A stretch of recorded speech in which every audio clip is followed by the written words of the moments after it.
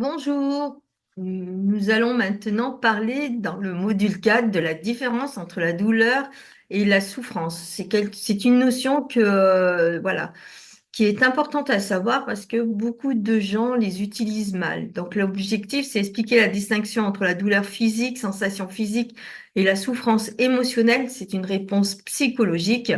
Comprendre comment les facteurs psychologiques, stress, dépression, anxiété, influencent la perception de la douleur et mettre en évidence le lien entre la souffrance psychologique et la douleur chronique et apprendre aussi à aider les patients à exprimer leurs émotions.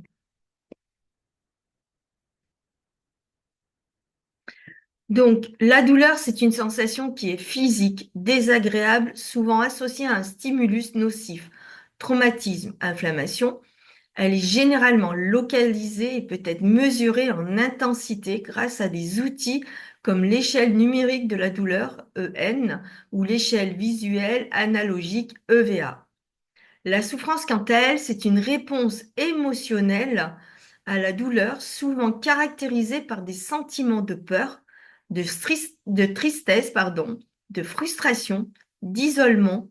Elle concerne la perception de la douleur dans le cadre des expériences vécues, des émotions et des pensées du patient.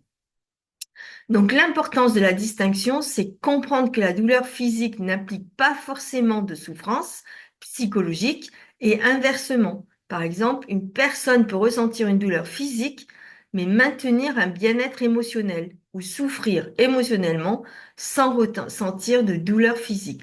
Donc ça, voilà, c'est très important de faire cette distinction-là, car voilà, que ce soit les patients ou même les soignants, souvent on se trompe dans l'utilisation de ces deux mots. Donc les facteurs psychologiques influençant la perception de la douleur, donc le stress, lui, peut intensifier la douleur en rendant le patient plus sensible aux stimuli douloureux, et ça affecte donc la capacité de gérer sa propre douleur. La dépression, elle, augmente la perception de la douleur en modifiant la manière dont le cerveau traite les signaux de douleur. Souvent, elle est amplifiée par des pensées négatives et la détérioration, pardon, de l'humeur. Et ça, on le voit souvent. Les gens qui sont douloureux, qui font en plus une dépression, vont dire c'est bon, je m'en sortirai jamais, je ne retrouverai jamais ma vie d'avant, je ne pourrai jamais reprendre mon travail, tout ça. Et tout ça, voilà, on est dans le cercle vicieux de la douleur. Et l'anxiété, elle, peut rendre la douleur plus insupportable en anticipant et en amplifiant la sensation douloureuse, parfois en l'attachant à des situations ou des événements spécifiques. Donc la souffrance en lien avec la douleur chronique, donc ça a un impact sur la qualité de vie. La douleur chronique peut limiter les activités physiques, provoquer de l'isolement social et affecter négativement l'humeur et l'estime de soi.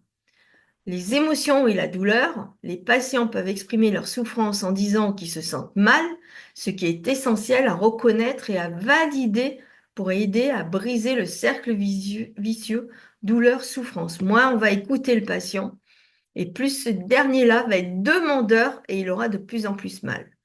L'importance de s'exprimer, encourager les patients à parler ouvertement de leurs émotions et de leurs douleurs pour identifier les déclencheurs et les moments où ils se sentent particulièrement vulnérables ou déprimés. Et cela, ça va les aider aussi à faire un lâcher-prise.